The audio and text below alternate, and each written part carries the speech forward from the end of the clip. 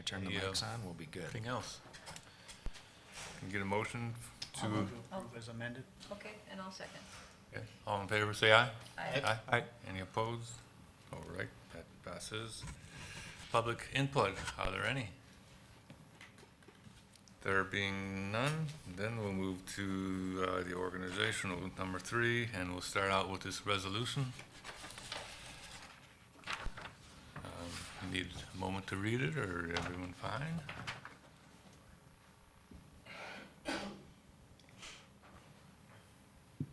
Like we're going to approve her through December 31st, 2024? The appointment is for a set block of 4 years, so she's being appointed for the remainder of the current term. Oh, okay, And then the appointment is for the 4 years continuing past that, so. okay, got it. Okay, do we have a motion to approve? Second? I'll second. All right. Any more questions? All in favor, say aye. Aye. Aye. Okay, that's done.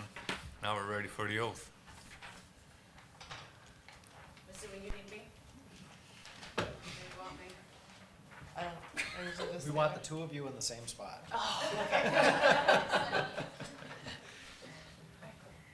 You do swear and affirm that you will support the Constitution of the United States and the Constitution of the State of Minnesota, and that you will diligent, faithful, and impartial in the performance of the duties of the office of the County Assessor for the County of Hubbard in the State of Minnesota to the best of your judgment and ability in accordance with the law. I do.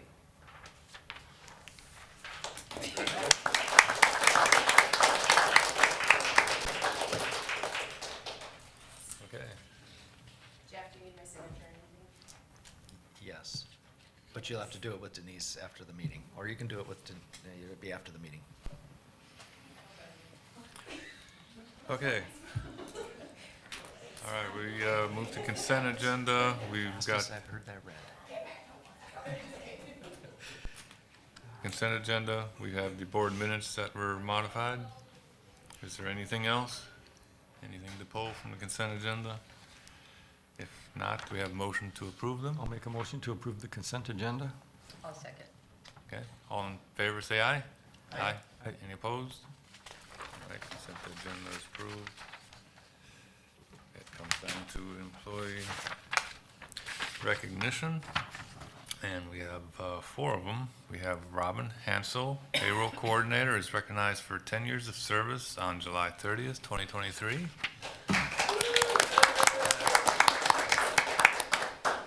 Commissioners, and I would just like to say Robin Hanson, but Robin has stepped into this role in less than, for a 10-month period, just over 10 months, and has done a phenomenal job for Hubbard County, getting our employees of Hubbard County paid, and learning an old system, and then being a forerunner in implementation of the new system. She's done a phenomenal job.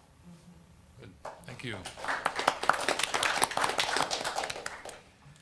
And in the Sheriff's Department, we have Andrew Cray, Patrol Sergeant, began full-time position on July 30th, 2023. And in Social Services, we have Jill Biggin, Child Support Officer, began full-time position on July 31st.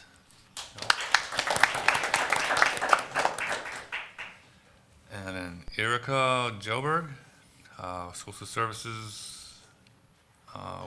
Worker Child Services, began full-time position on July 31st. And Already training and working. she's busy going already. All right. Well, we welcome her. Okay. And then we move on to Highway Department with Jed.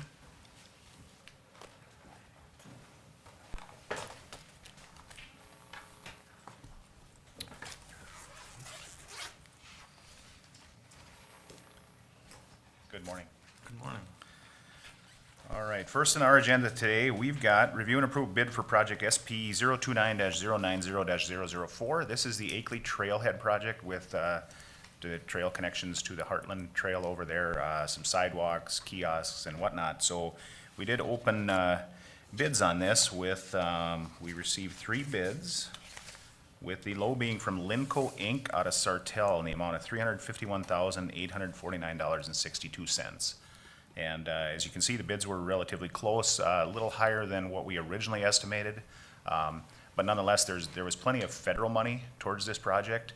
The question then becomes the local match, which is 20% on this. So I would, be our recommendation today for the low bid, contingent upon the approval of the city of Akeley, as they're gonna have to make sure that they do have the full local match. There's a lacking of about $5,300, but then there's also gonna be some engineering fees on top of that and potential cost overruns to the project. So the city of Akeley, we've had communication with them. They're very well aware of this. They did have a meeting last week, and they would not be able to approve this until, I believe their meeting is next week. So I would ask for it be contingent upon their approval.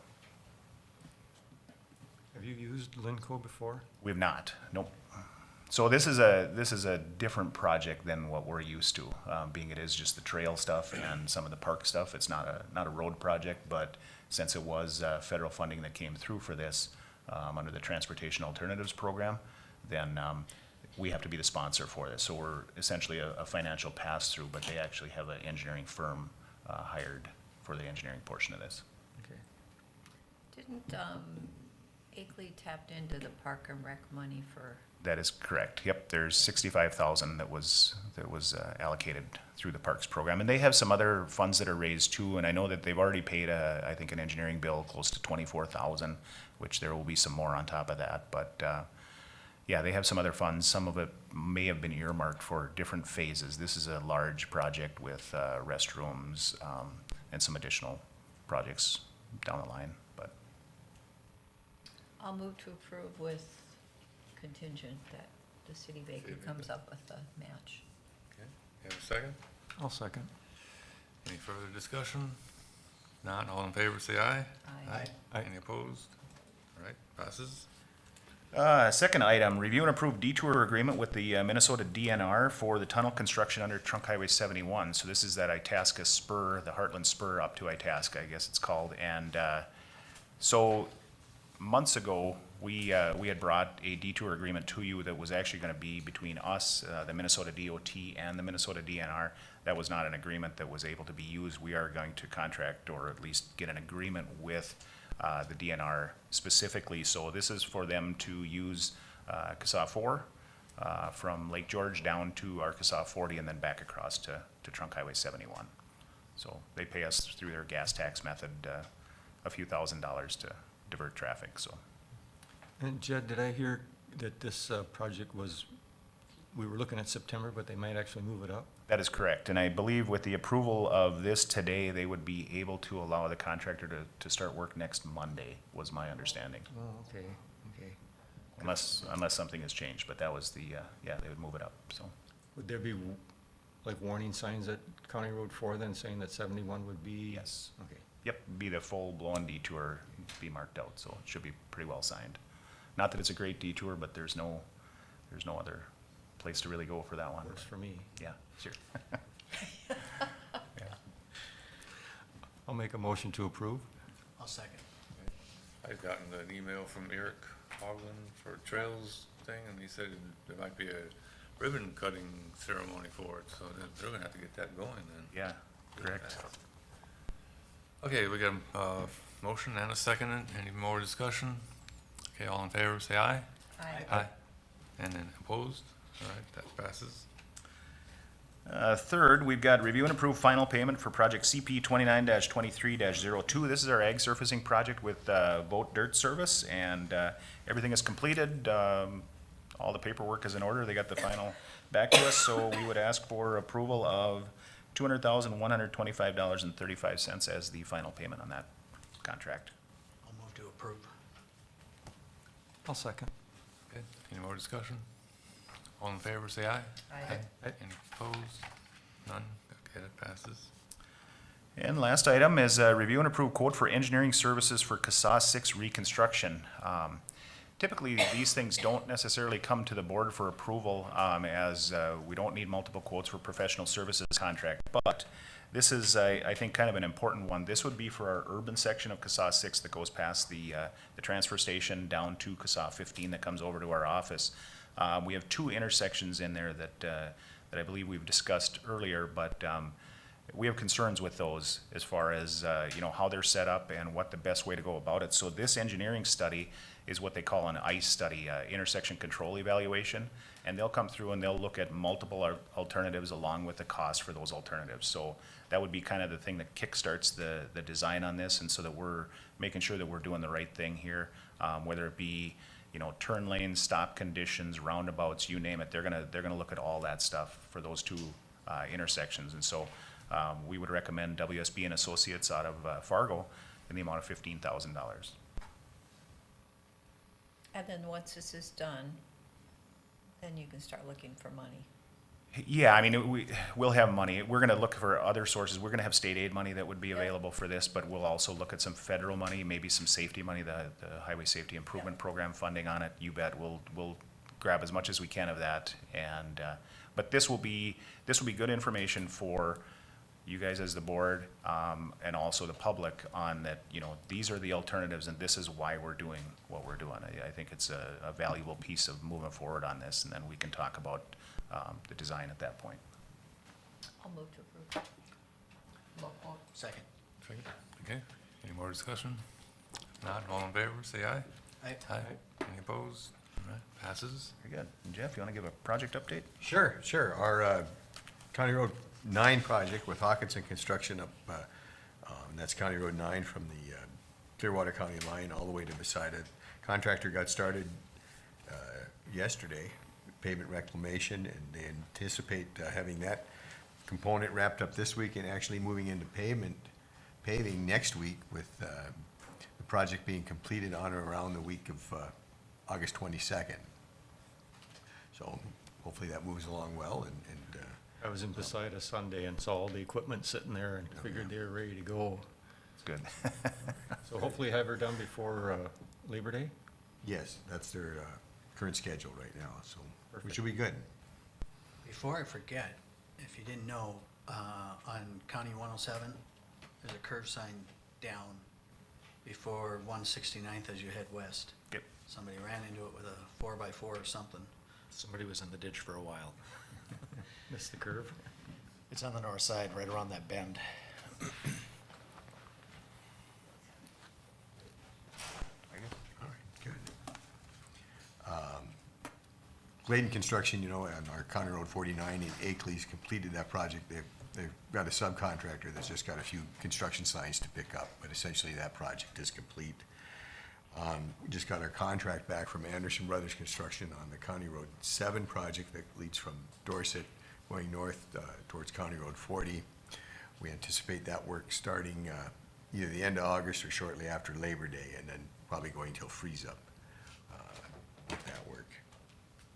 And basically, other than that, I know on Ergo Township's project on, is that, yeah, 230th and 141st, Glidden Construction, of course, is the prime contractor, but Hawkinson Construction, that's also doing our County Road 9, is planning on moving in and completing the paving portion of that project on the week of August 7th and 8th, and then they're hoping to have the striping contractor come in the following week on the 14th to complete the pavement marking and hopefully wrap up that LRIP project.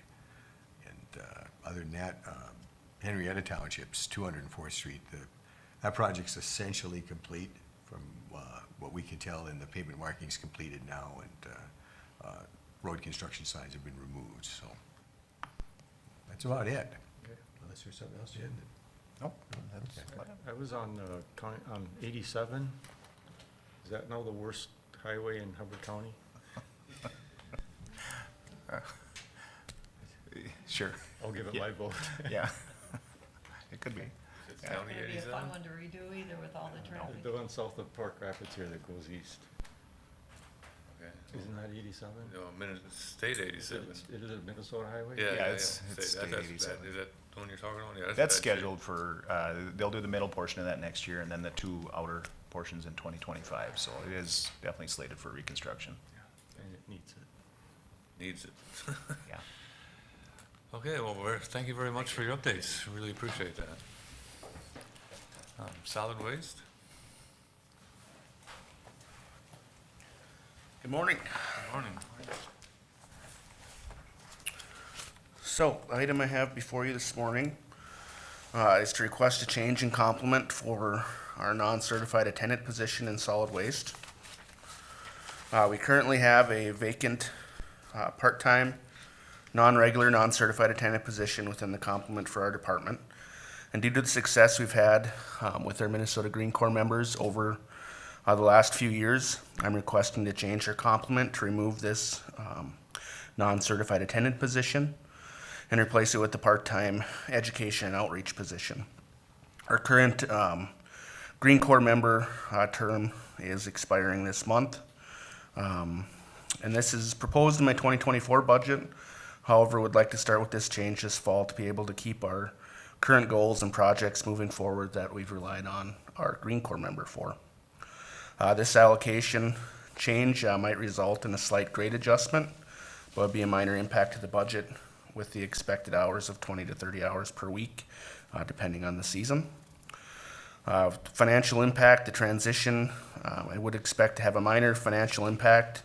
Actually, for the rest of this year, it'll be negligible since we had budgeted for this vacant position that we haven't filled this year yet. So we wouldn't, even if we filled it, let's say in October, we wouldn't come up to that amount for 2023. And then moving forward, again, it wouldn't result in any new full-time equivalent positions. With this, it would just be a adjustment potentially to the grade for the positions. So my recommendation is to approve the change in the complement, and I can answer any questions you might have. So I would just add to Josh's comments, I had some public comment from some people on our Green Corps member, and what a fantastic job she's doing. And at the fair, there were people backed up in a line just asking questions and interested in what she was working on all the time, so. And I can't remember at Action Park Rapids, Sue, do you remember how many thousands of pounds of garbage she's rescued from the landfill and people are reusing from the Henrietta Mall? She's done tremendously with outreach and education. Yeah. So is the intent with this to keep that position active? yeah, we've applied for, we've had like 3 of these Green Corps positions in the past, and they try to target new goals, and we don't really, I think I'm running out of new goals to target. It's just kind of hopefully to keep the current ones we have growing. So that's why I think it'd be good to have this as a position instead of future Green Corps applications. So I attended one of her presentations on recycling at a Akeley meeting, and yeah, it was very informative and good. One question, will this position still have to be advertised for, okay? yeah, this is I mean, you know, our current member could apply for it, but this will be an open Yep. position, so. Oh, okay. All right, sure like to see her get it though, of course. Very passionate for. Yeah, she is, yep, For what her interests are. okay. Any questions, comments? It seems like we've had good luck with prior Green Corps members too. Yep. And echoing what David said, I've heard good things about her too, so.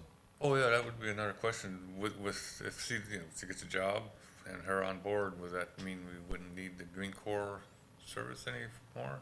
Yeah, at this point, I wouldn't have any intention of applying unless, you know, something new comes along, some new project. I mean, we always have that option. It's a very minimal, there is really no cost besides to the county for them positions, so. Yep. Okay. Besides providing office space and things like that, so. Okay. I would make a motion to approve the change. Okay, I'll second. any more discussion? All in favor, say aye. Aye. Any opposed? Passes. All right, thank you. Thank you. That's all I had, unless you guys had anything else, so. All right, thanks. Next comes Fred, Information Technology. Good morning. Good morning. Fred, I like to fall asleep. from all the exciting things we're doing up here. Oh, exactly. Come today to look at approve a 4-year agreement with Catalyst Website Management to design and develop our and host our website. We sent out 4 different RFPs, and Catalyst did come back as the lowest, and they were able to spread their cost out over 4 years, and two of the other RFPs came back quite a bit high, basically kind of putting themselves out of contention on that there, and revised our current website, which their contract, we out of contract with them. They were the only competitive bid that really kind of came back within the area. So my recommendation is to approve a 4-year agreement with Catalyst to manage our website. And I'll just note there was 5 other counties listed that are using it. yeah, and they did come highly recommended too. I've talked to 2 other IT directors that both say their customer service is like right on par. They have a kind of a system where they really track their customer service that comes in, any complaints or need help with the website or how to provision or anything like that. They kind of keep a real close track on their customer service, where that's one thing with Revise. We kind of have a little bit of time frame there between when we'd have different issues or need certain things done. It took a little bit longer to get those done, where Catalyst has a little bit better. They come highly recommended by. When you see such a large difference in prices, it's good to hear those recommendations, because you kind of wonder, first thought comes, I wonder what do you get for a lower price, but it's Yeah, good. and I've personally implemented this software twice, and it probably won't look much different than it currently does, but it'll be refreshed a little bit. It'll be, make sure that everything's working, and then the support is fantastic. And they have a proposed, I think, 12 or 13 week implementation timeline, so if we're able to say go now, we should have this in place before the end of the year. Yep, and we were kind of currently looking for the website, kind of different things like that there, and I think some of the higher cost ones got a little more, looking at some of those bids too, they got a little more, kind of offering a little bit more, I wouldn't say more, but trying to, I don't know if I got a call from a couple different ones of them, just like, what kind of price range are you looking at? And to be competitive, I'm just like, we sent out the RFP, the other ones are looking at the same information that you guys are, so, and some of them are a little bit more, the ones, Northwoods and stuff out there came back with a little more, they just had, it looked like a lot of stuff involved in how they were gonna kind of rework it and stuff, so. So it'll basically model the current website, making any changes where it can be more efficient? Yeah, some different things that we can do too with it and stuff like that there, trying to update it and stuff like that a little bit, and so. If you look around us, you'll see people that are contracted with Civic Plus, Revise, and Catalyst. If you just look 10, 12 counties around, you'll see all of them being used. This one provides the most flexibility for us to manage data content. But they'll test, make sure everything's working. They'll do the import themselves. That's where the significant cost is here. The cost for design development, and then import and setting up the new one. Catalyst doesn't charge extra for that. You pay your 1 year's worth of fee, they do that as part of the service. The additional cost and all the rest of these is design, setup, and implementation. Otherwise, the annual costs are relatively close. And the highest one, he kind of slipped in at the end there and asked if he could submit a bid, and I was like, sure, so. So I'm looking at Swift counties, and they have their county parks, their camping sites and all that stuff listed, so that's something down the road. Oh, yeah. Yeah, we've talked a lot about those things, and that's kind of why redesign, not even so much a redesign of our website, but just making it more efficient for, the county, anybody coming to the county site, making it a little bit easier to navigate through, get to our GIS stuff, get to our parks and stuff like that there, and then how it kind of flows off of that, the information, to be able to get to that park information and stuff like that, so. Eventually, we'll need to add a reservation system Oh, yeah, for the county, for the park. yeah. I'll move to approve. Okay, I'll second. second. Any more discussion? All in favor, say aye. Aye. Aye. Any opposed? It passes. All right, thank you. Fred? Yeah. Yep. And Corey, you're next.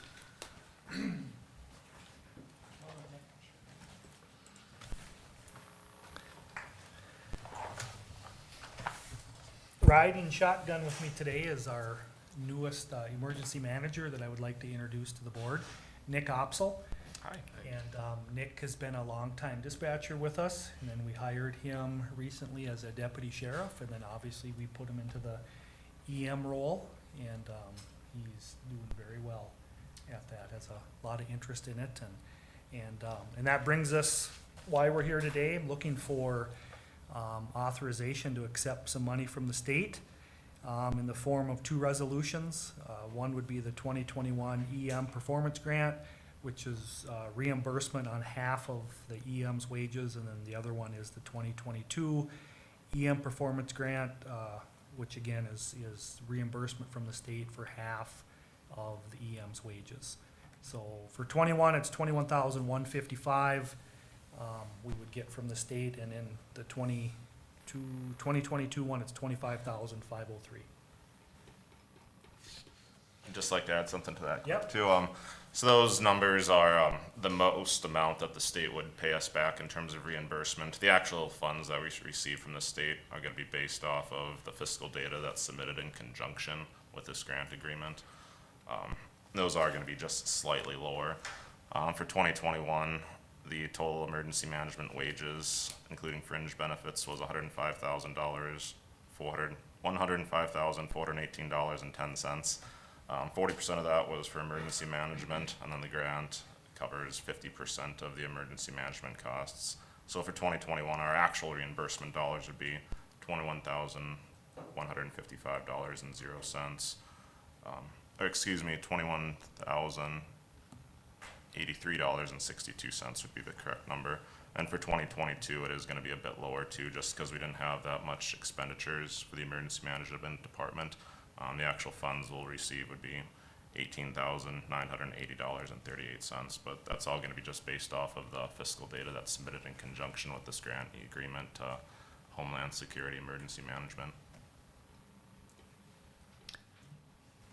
So with the updated information, I would ask that you approve the resolutions pending confirmation of the reimbursement numbers, so that we can fill those in when we get the applications, because they're stated in here. Yeah, my understanding with this is that just gets submitted in conjunction with fiscal data to Homeland Security. Okay. That's the most that they would Okay, reimburse, so but they're the just numbers gonna are reimburse. accurate, they're okay. Yep, that's just the most maximum dollars. But it's actually gonna be based off the fiscal data that's submitted in conjunction with that. So Okay. now those are just generic numbers that are on all the grants in terms of how much is allotted to our county for this purpose. Do we need to do them separately? Or can we do them in one motion, Because they're resolutions, I need a motion for each. each one? That was gonna be my question. I'll move on the first resolution for 2021. And I'll second. Okay. Any more discussion? All in favor, say aye. Aye. Any opposed? All right, that one is done. 2022. I'll move to approve. And I'll second. And then, any discussion on that? If not, all in favor, say aye. Aye. Any opposed? That passes. All right, thank you. That's all we have, unless Nick has anything else, or the board had any questions or anything for us. I will say tonight is our annual Night to Night at Heartland Park. You are absolutely welcome and encouraged to show up and see all the different emergency response. What time is that? From 5 to 7. There'll be food, and all our gear will be on display, as well as Park Rapids Police Department, the fire department, first responder groups, and others, so. Heartland Park again? Heartland Park. Very good, thank you. Thank you. All right, next is environmental services.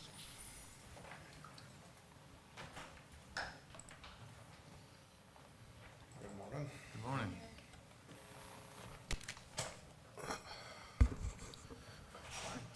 First item that I have for the board is a 911 addressing software, excuse me, tools upgrade that we need to make. The current tools that we have are in an Esri product called ArcMap.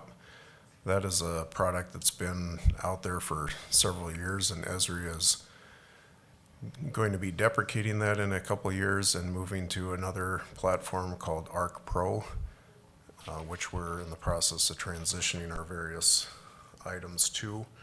And so that will be our primary platform going forward, and thus we need to enlist the services of Pro West to help us with migrating our addressing tools that we use for assigning new addresses to that new software platform. We've got a estimate from Pro West that was included in your packets that shows the project costs. Those costs will be covered through our E911 fund. It's dedicated money that we receive from the state, and we have more than sufficient reserves and a balance in there to cover the project costs. So we'd like to get this done this next few months so that we can have that one checked off the list, as there's some other migration related things that we're going to have to be doing in the next few months to half a year related to server upgrades and other things to keep us current with our GIS software. Any questions? There's only one bid, or is this the only company available, or? Pro West is extremely familiar with all of our back end, and so they're the one that we always go to for this type of work, so it's not really something that we could solicit bids from elsewhere. It wouldn't really make sense to do so. Thank you. Any more? Just to follow up on, on Commissioner's question, for professional services, it really fall outside of the Uniform Municipal Bidding Code. And for the amount of this being less than $25,000, it's really not required. So there's a couple of different reasons why that is. But as Eric mentioned, the primary one is they've built the platform out. In this region, they built the platform out for almost every county, and it just makes sense. If we were to ask somebody else to do this, they'd start over with $250,000 and start over. So this is just a continuation of a current relationship. Okay. I'll make a motion to approve. Second. Got a second? Any more discussion? Not all in favor, say aye. Aye. Aye. Any opposed? All right, that passes. Okay, thank you. Second item I have for the board is a follow-up to an item that the board directed the Planning Commission to take up recently, involving the Shoreline Management Ordinance and specifically the professional services business use category. There was interest in exploring whether that use could be modified to be allowed on natural environment classified lakes, due to some interest recently by a party that would fall under that use category and is looking at some locations that would be in a natural environment jurisdictional area. So the Planning Commission took the matter up and made the recommendation to the board that's drafted in your packets as well, as far as what it would look like. They recommended that on the natural environment lake classification, that it be modified from the current non-permitted use to be allowed as a conditional use, with a performance standard that would only be permissible if the property and the use fall outside of Tier 1, which is the first 400 feet landward from the ordinary high water mark of a natural environment lake. They felt that would keep the more rural character of the lake and continue to achieve that objective of the ordinance. And then also, while looking at that, they also evaluated the river classification for other river segments and realized that the current allowance of that being a conditional use probably made more sense to modify that to a non-permitted use, due to the fact that those include some very remote segments like the Mississippi River and some others that are warranting greater protection. And so they felt that the use in those areas wouldn't really be in keeping with those management objectives. So that's the Planning Commission's recommendation back to the board on on that item. I listened to the video on it, and they came together pretty quickly, pretty easily. If there was a little bit of discussion about 500 feet or go with the tier 1, but they went with tier 1, which I find very acceptable myself. So right now, we primarily got to decide on setting a public hearing for it. If the board is okay with the recommendation from the planning commission, yes, that would be the next step, would be to look at a date to schedule a public hearing. And we've got to have 10 days notice of the meeting in the paper prior to the meeting date, so I think we're probably looking at September meetings in order to meet that timeline. I like what they've come up with too, staff and the planning commission. It still protects the lakes, but yet we help businesses. You know, we want more businesses to come to Hubbard County, and something like this being a deterrent, I think was a good fix. Thank you. You're welcome. So I was at the meeting, actually Ted sat in for me, but I ended up being able to come, so I sat in the audience, good discussion, and they I'll move to approve. Okay. So first Tuesday in September is when it meets the, September 5 at 9:30 a.m. would be first available. okay. We can't publish more than 30 days out, but we have to be at least 10. So he's right, we wouldn't be able to make the next August meeting, but September would give us time to get the paperwork done. Okay. Does that require a motion to schedule it, or? Yep, motion to set a public hearing for the consideration of the modifications to the ordinance. For September 5. Do you have a motion? So moved. I'll second. Okay, all in favor, say aye. Aye. Any opposed? All right, that passes. Anything else? I've got one final item, informational for the board, and that is something that the General Government Committee discussed recently, having to deal with the enforcement workflow of the department relative to the county attorney's office. And so, as the board probably recalls, historically, it's been an unwritten policy where prior to sending files to the attorney's office, we've presented those to the county board for authorization to transfer those to the attorney's office. And in the committee meeting, I shared some background as to how that originated and how that also can add time to the process that can slow things down.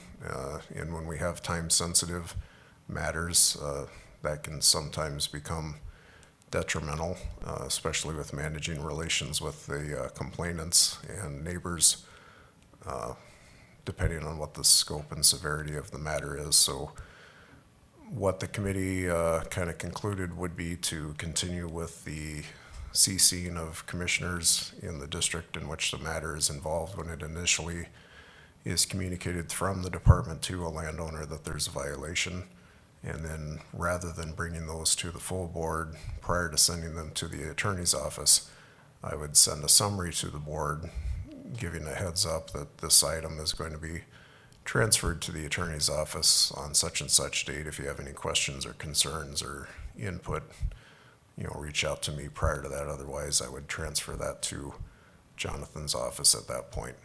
And so that was the modification that was agreed upon at the committee, and so we wanted to present that to the full board just as an informational item as to a change in that policy. Okay, thank you. You're welcome. That's all that I have, unless the board has any questions for me. Is it a pretty busy summer for permits? For the most part, land use permits are starting to trend down. They were, last I checked a few weeks ago, like 20% down, but septic permits have been hanging in there, consistent with the last few years. 911 addresses are probably our other best barometer, and those are down from the past few years too. So it's starting to show that things are cooling, which would make sense with interest rates rising, but we're still plenty busy. It's usually personalities that end up taking a lot of the time, not so much the projects. Okay, thank you, Eric. You're welcome. Thank you. Okay, next is finance. I guess that's what Kay is here for. Good morning, Commissioners. Good morning. I have one item on the agenda, and that is to seek approval for an electronic paperless workflow for our accounts payable. Social Services is currently implementing the same software, which we already use this company for our indexing, so this is an add-on of services.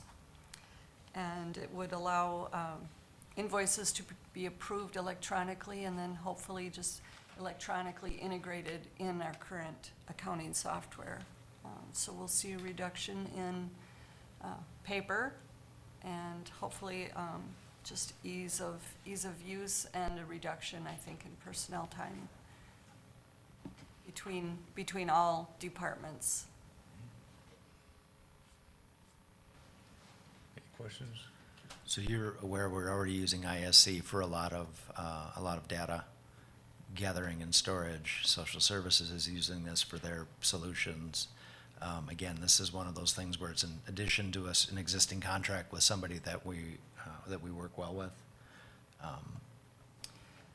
We've used this company for our marriage licenses indexing. I think that project started when I first got here in 2015, and that's been an ongoing. So we've used this vendor for many years, and he comes on site to do this implementation. Has Social Services been happy with the change? It's a lot less expensive than the previous. Yes, it's because we're already here. We already have most of that module. So, I mean, this means when I get an invoice from somebody that I need to pay, I can submit it in an electronic format along with the AP, and it sits in a box until the person processing the warrants has an opportunity to work with them, and we just reduce all that paper. And we do reduce all the opportunity for missing something as well. So everybody should have access to be able to submit things this way into a queue so that the AP process is simplified. And the reporting of it will show all of the whole approval trail. So who approved it, when, and the auditors will approve of that as well.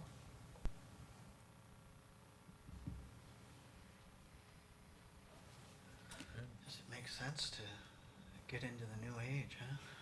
Yeah. I'll move to approve. Okay, I'll second. Gotta get my name in one time. Okay, any more discussion? All in favor, say aye. Aye. Aye. Any opposed? Okay, passes. Thank you. This has been one of my, let's call it a bucket list for years. So it's time to where we're ready to implement this. So it's a little exciting. And then the next step would be to start paying bills electronically. That's in a couple of years, after we get through next year's elections. Paying bills electronically is coming up sooner than you think. Well, and we do on a smaller scale, but, yeah, thank you. Yeah, thanks. All right, Administrator. So I have two major topics to provide updates on, and you may have questions on. One is, obviously, we've got an election next week, and at our next regular meeting, we'll have a new commissioner. So we'll have an oath of office 2 weeks from today again. And a couple of things to be thinking of, and I'm not sure if you want to have conversation about them next week at the work session, or if you just want to put them on the agenda for the meeting in 2 weeks. But committee assignments is a topic of conversation. How we want to roll that back out. I know we've got a list of things that we just kind of set aside that we're hoping are going to roll back in. I know people have picked up some additional things that we'll want to hand off. But very likely have that on the agenda for the meeting on the 15th. So be thinking about that. And then we will have a new commissioner, right? So do we need commissioner photos?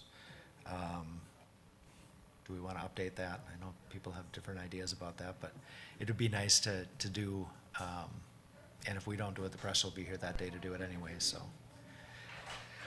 And then the legislative conference is coming up, so I'm gonna try to hold out a space for our new commissioner, if they want to and are able to attend that meeting, but make sure that we have that space available for them. So that's kind of covering that. Questions about that process? Did you say legislative conference?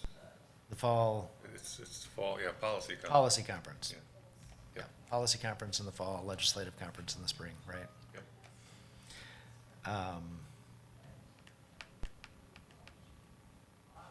We certainly need a picture of the new commissioner to get on the website.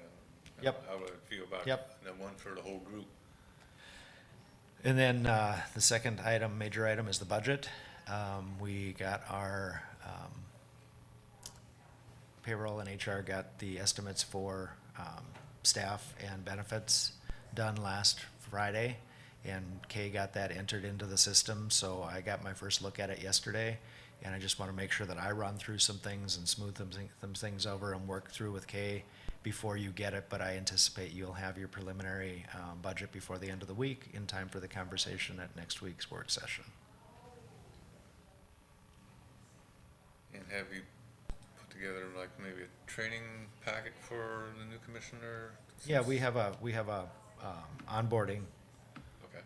a little bit, obviously HR will do the onboarding for the new commissioner as an employee, but we'll have some onboarding and make some recommendations relative to what AMC and MRC and regular training programs that are available that provide context and that connection with county commissioners throughout the state. But yes, we'll have something up front and we'll have something ongoing. Yeah.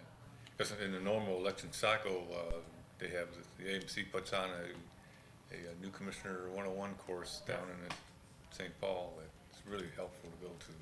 It is really helpful, and this is 23, so it'll be January 25 or February of 25 that they'll have it again next. And it's not just for new commissioners. They'll say it's a great course for any commissioner, just because it'll provide context. As you all know, jumping in and going to a policy conference in the fall and sitting through those committee meetings, you're not entirely sure what's going on at that point in time. So part of the orientation will be me providing a little bit of context about how we work with AMC and how those conference committees work and what the annual cycle is, policy discussion, platform adoption, legislative work in the spring, and just that general calendar events, so. I think those are the updates I have, unless you have questions. The work session is primarily budget. There's an item on here that is kind of, we're developing, working with the attorney's office, and that is a discussion of if and what local ordinance controls we might want to take relative to legalization of cannabis. I've been talking with Jonathan in his office about that and watching the chat of what other counties are doing and getting some items from them. So I think we'll at least put it on the list for a conversation next week to generally talk about what local controls are available to us and which local controls you would like the attorney's office and myself to bring forward. If you guys haven't had a time to listen, to the link that Jeff sent out to you from Hamline University, I would encourage you to do so. You can skip like the first 15 minutes. But then it gets into what they're actually recommending. So there are things like, they brought this up, regulating that people can't smoke on a sidewalk, which I'm not quite sure how you would regulate that, but parks, and different areas that are within the city or the county that they feel, even though the legislature hasn't come out with a lot of guidance yet, they're still recommending that we do pass some of these things. So it's an interesting, it just gives you some background for further discussion with what Jonathan will recommend. Yeah, it's one of those things where we don't have people walking down the street drinking a beer. Right. Yeah. you know, stuff like that. And we've already got the Indoor Clean Air Act that doesn't allow smoking in buildings. I know some people that have rental properties, you know, apartment buildings, they're sending out notices that, you know, you can't smoke in your apartment, whether it's cigarettes or cannabis. But he did point out that they could in the parking lot, you know, stuff like that. So, yeah, there's some things that have to be touched on. Anything with employee policy that we need to touch on? Our policy doesn't allow for usage. Okay. So it doesn't really change anything, and a significant number of our employees are subject to random testing. So I'm less concerned about, I think our policies are already solid. This change isn't gonna change that. And as Corey's kind of talked about a couple of times, if somebody's driving under the influence, it doesn't matter what they're driving under the influence of, right? That's not gonna change that either. The ordinance that I've seen being discussed and passed most frequently is a public use ordinance, which is what Commissioner Van Kempen was talking about. Regulation of location and number of items, some of that's built into the statute, but that's what we'll bring forward is a conversation about that. And I think the public use one is the one that people are jumping on board and putting in place at this point in time, just for the same reason. You don't see somebody walking through the park drinking a beer because it's not allowed. I was wondering, as far as, you know, like on an employee break, person steps outside to smoke a cigarette, I mean, so they cannot go outside and smoke weed then? It's regulated, they can't go outside and have a beer either, That's okay. right? They're handled differently. So this last week I read an article about what Colorado has learned, because they were actually, I believe they were the first state that legalized it, if not the first, one of the first. And Ted, to your point, in the article it said, be prepared, the smell is gonna be everywhere. And so even in an apartment house, do you regulate it so many feet, or in the parking lot, or you have a designated area or whatever? I know, my son went to, gosh, I don't remember if it was, I wanna say Oregon. And he said some of the areas there in the state just stunk. Yeah. It just driving through, he couldn't handle it. It's a very distinct smell. Yes, it is. So is stale beer. You've all been by a place that smells like that as well, so, yep. I've had contact with Jonathan, and we're planning to bring something forward for at least conversation next week, so that we know what direction you want us to go with that. Yeah, I was kind of surprised with some cities that they're having moratoriums, and I felt, let's just do what we gotta do. You know, I don't see a need for a moratorium, let's just do it.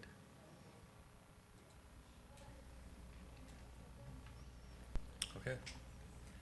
And we move on to committee reports. Who wants to go first? You ready, Ted? I think Dave wants to. Dave? Okay, Dave. Go forward, Dave. Okay, a little info on Heritage from the last meeting. The measurables from June, the CMS overall star rating stayed the same at 4.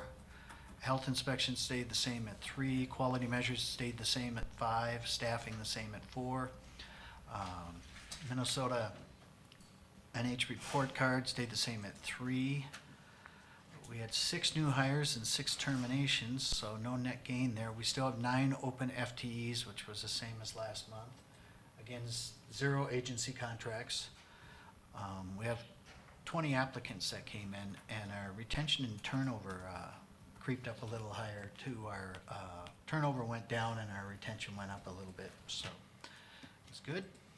Census, Heritage Manor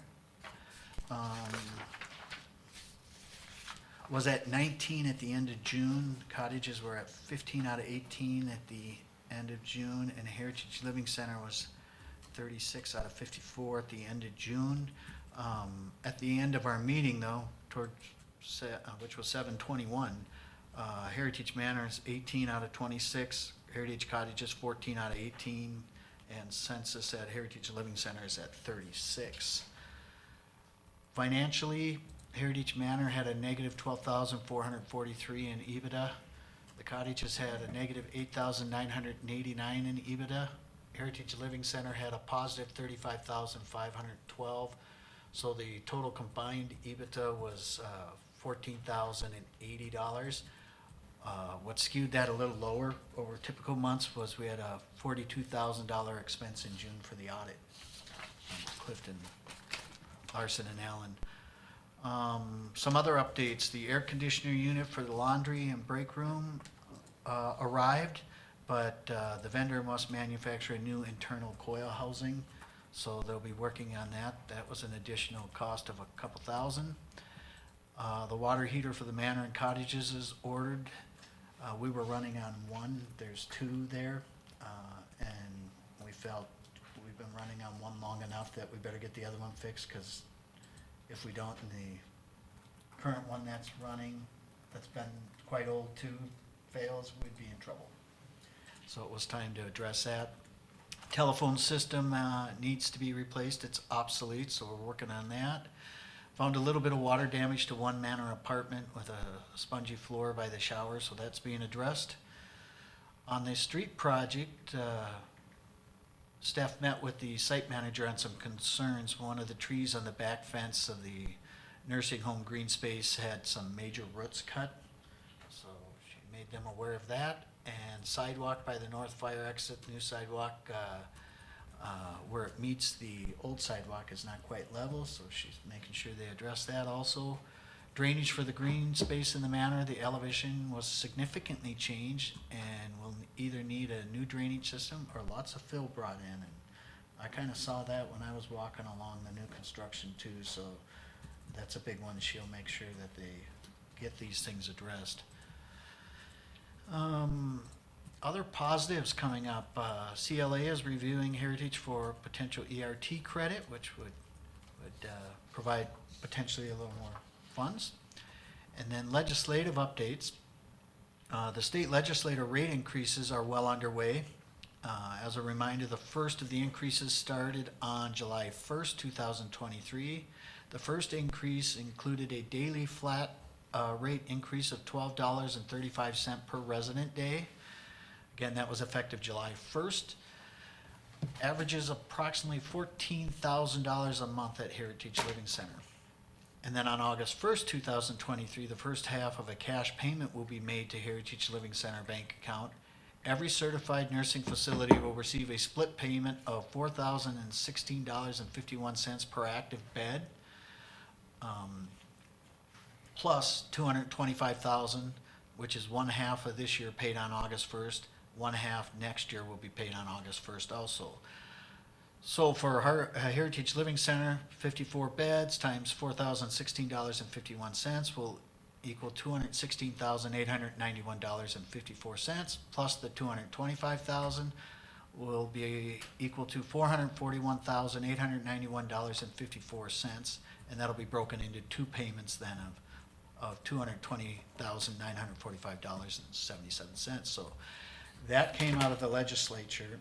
So if you get a chance, if you bump into Senator Utke or Senator Green or Representatives Knutson or Bliss, make sure to thank them. The Republicans really carried the ball on this to make it happen.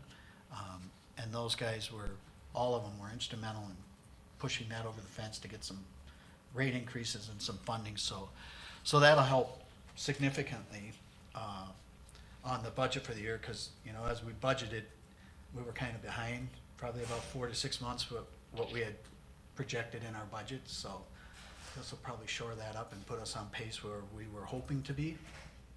So that's a big plus, and as long as we can keep the EBITDA growing, in a few years we'll be in pretty good shape. So if I may add just a couple of things about Heritage. Angie from Canute Nelson just made the comment that as it's transitioning to them, they are very supportive in having the current executive director stay on, which she has agreed to do. and Dave referred to the $12.35 per day increase. So that affects everybody, even the private pay, and so they automatically have an additional $382.85 to pay each month for.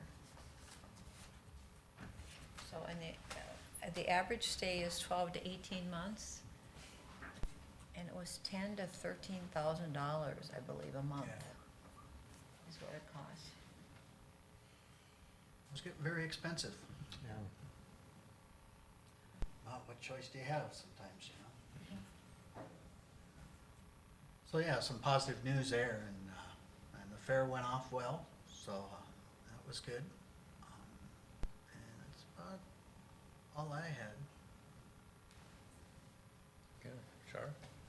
Well, I was on vacation, so I missed several of my meetings. However, you know, I listened to that webinar, and then I did have a HIP meeting, and their focus is how to get the word out, because if you look at youth and then the new bill that passed for THC, there's nothing positive. And so I thought it was really interesting. They had for Hubbard County, what the youth, the 8th grade, and I think it was the junior and senior, they were surveyed. And so what they thought was permissible from 2019 to right now. So right now, I think it was 46% of the teens feel that marijuana is no big deal. So, once again, HIP talked about how different marijuana is now, and they're saying adults think it's no big deal either, but their concern is people don't even realize the potency of it, and so they're trying to figure out how to get positive messaging out. So that was basically all I had, Okay. because I was gone. Okay, well, let's see, I have a Kitchen County Regional Library, meeting, and, the library sent out the 2024 budget request to all the government units. We approved a, capital appropriation to the Longville Library of $16,100 for window ACs. And we've had a number of others in the past, but we had started at a little over 1.1 million in that fund. And we're down to 975,554 left for capital improvements. And out of that, there still remains for the Park Rapids Library 36,496. And they're in need of a new AC unit. And I think they got Tim Little, he's one of the councilmen, he told me they got a quote on that for $100,000, and the city's wondering where they're gonna get the money for it, but here they'll have a little bit of help from the library. Cause it's, you know, that building is owned by the city, so they're actually responsible for it, but we thought these would be a good way to use up that 1.1 million that are part of the reserve, taking aside 1.1 million for capital improvements to the libraries. So that'll help them out, and hopefully they'll be able to have enough, you know, get the rest of the funds for it. And the other thing with the library, the Wadena Library, it's just recently moved into a new facility. So that'll be nice for them. And that's about all I have. Okay. Let's see, I had Northwest Minnesota Juvenile Center. We approved the budget for for this next year.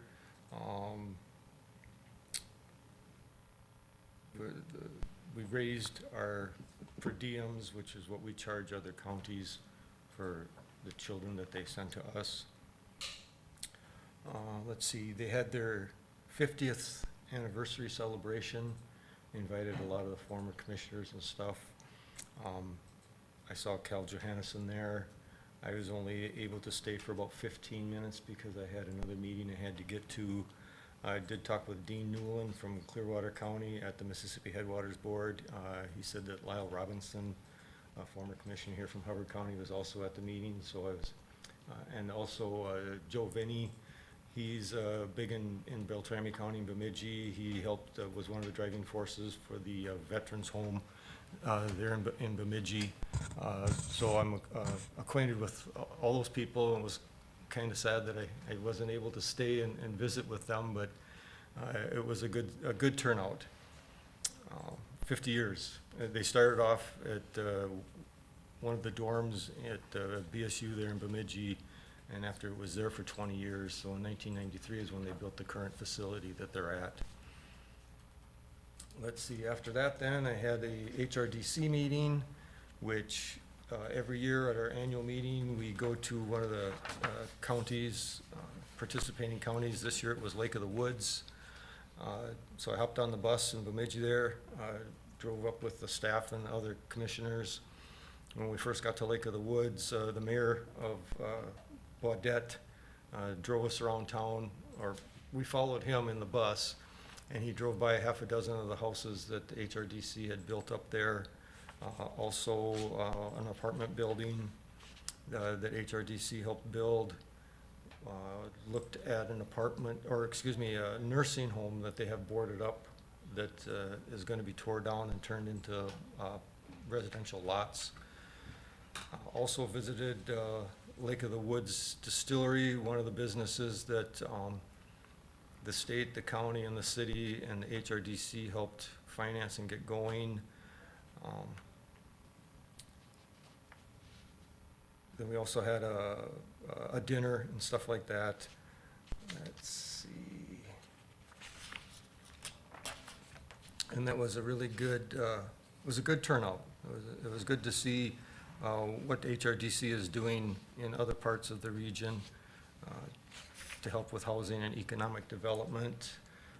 Then, as we touched on when Eric and that was here, went to the Planning Commission meeting, and we already talked about the amendment to the Shoreline Management Ordinance. I thought that group of people, you know, you and Shar and I, Tom and Shar and I used to be on the Planning Commission, and to go there and to work with those people, it's really enjoyable, and I think they did a good job. Also had a North Country Community Health Board meeting. Let's see. Talked about the budget a little bit and some grants that are available. Had a WIC update, which the numbers are increasing. And today, August 1st, they're starting to meet in person again. And they want to try to have every person that's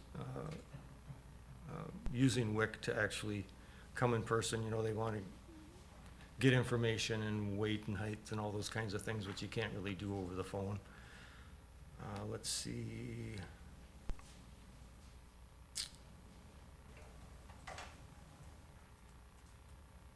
Also talked about, we had an opioid, well, we had a COVID update, which, of course, the numbers are down and stuff like that. Also had an opioid update, and they talked about overdoses and the number of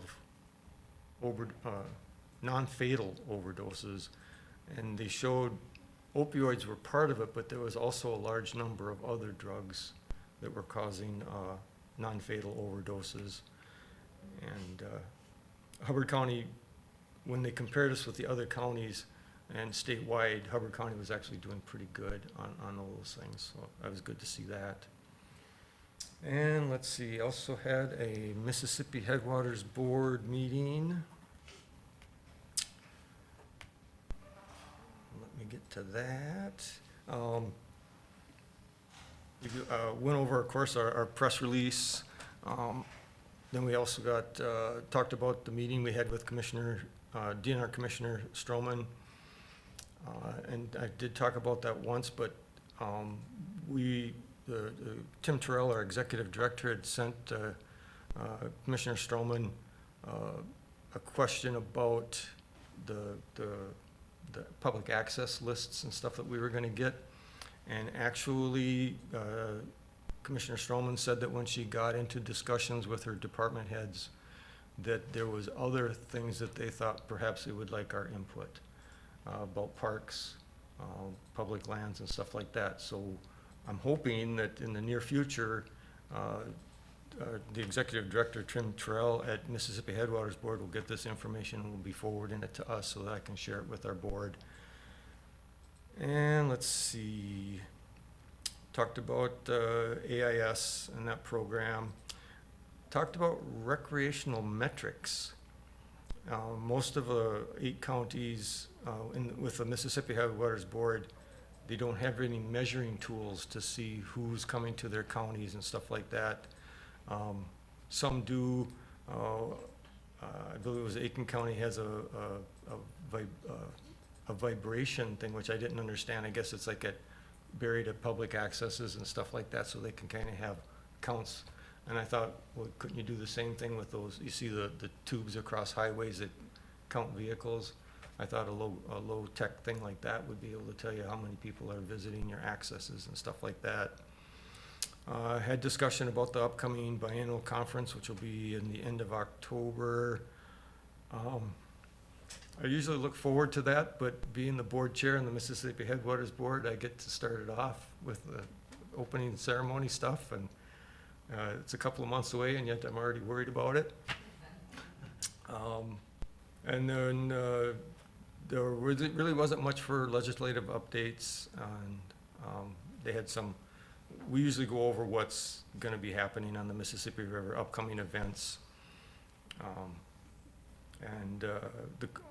Tomorrow, I've been invited to McGregor. The Corps of Army Engineers is having a ribbon cutting ceremony on the Mississippi River they're changing the designs of a lot of dams. They're making them look more like a natural setting.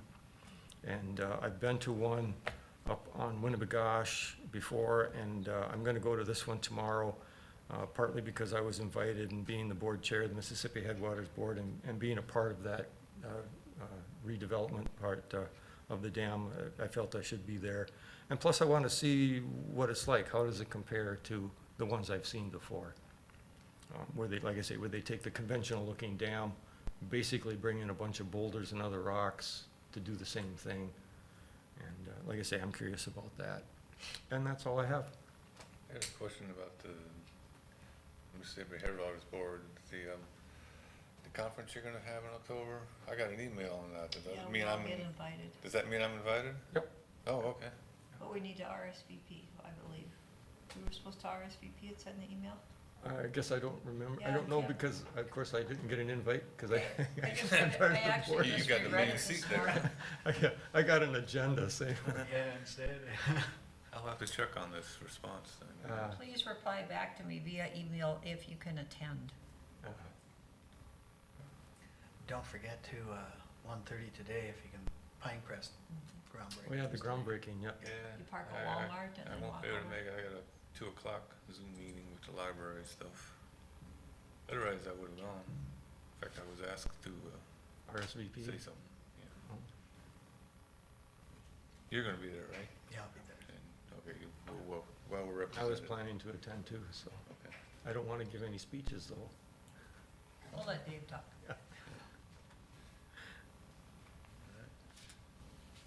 Anything else? Meetings to note, we already went through that, so I guess we're ready to adjourn. Got a motion? Almost. I'll second. Okay, we're adjourned.